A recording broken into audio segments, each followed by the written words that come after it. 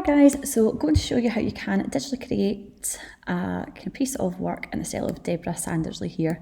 Now typically with this one you would do it physically, so it could be layers of photographs printed out, cut up, more of a collage. You can play around with different transparencies of paper, which can be quite nice. Again, I'm just going to show you how you can do this relatively quickly in Photoshop, and then it means that you might want to compare both methods and techniques in your work. So the first thing I am going to do is I'm going to go to File, New, and again it's up to yourself whether you want to choose a portrait orientation, if you want to go with landscape. I'm going to go with landscape here, and then Create. I've already got a variety of my images here. Now I would say the more you have to choose from, the more interesting and dynamic your image will be, but again I'm just working with 4 here to show you a little example. So the first thing I'm going to do is just drag in my first image. I'm going to make it a little bit bigger now.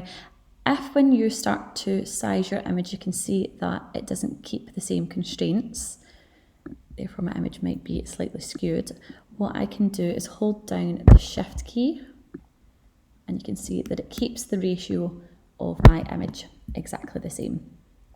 So to begin with, again you could use the eraser tool for this, you can use the lasso tool. The easiest and the quickest method is going to be using the polygonal lasso tool, especially when you have your buildings. Typically they're all kind of straight edged anyway, or a little bit more geometric, and that tends to work out a lot better. So again I'm just going to roughly cut around my image. Again obviously you can spend a lot more time on it than I am. I'm going to copy and paste, so I'm going to do Command C, Command V, and if I take away the visibility of my original layer, you can see that I now have my building. Again, holding the Shift key down to keep the ratio in check. I'm going to go to my next image, same again, Shift key down, and it might be that you are selecting just sections of your building, so you can break them down into little segments.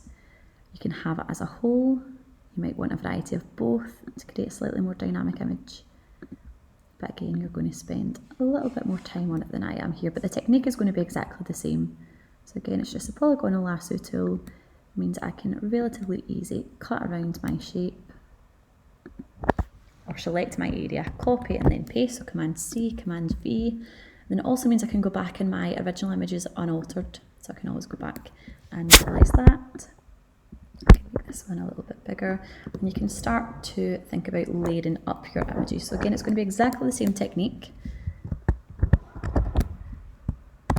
I'm going to go to one that I have prepared slightly earlier, and you can see that I've been cutting out sections of windows. So rather than just looking at the building as a whole, you might even want to think about having various sections of your building cut out.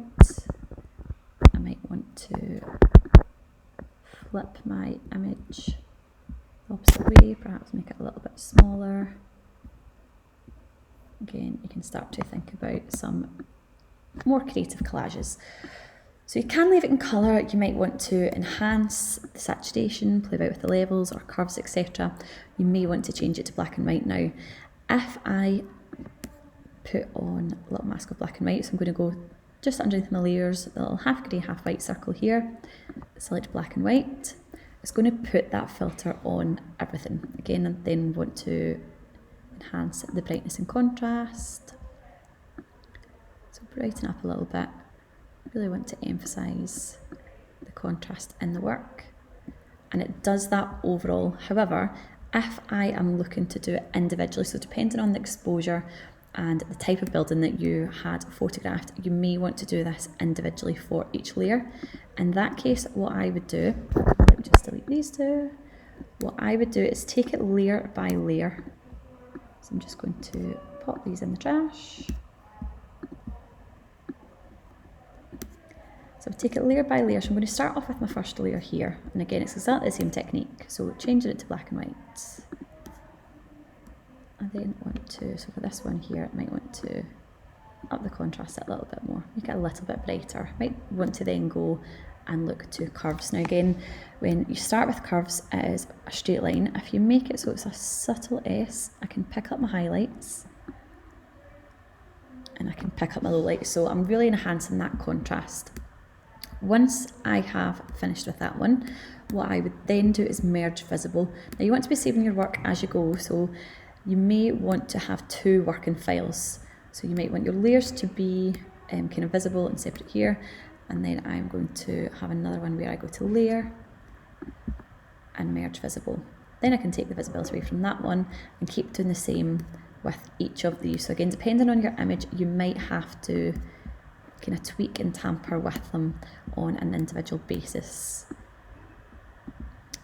So one setting might work really, really well for one of your images, but it might not work quite as well for your next. So again, I want to brighten that up.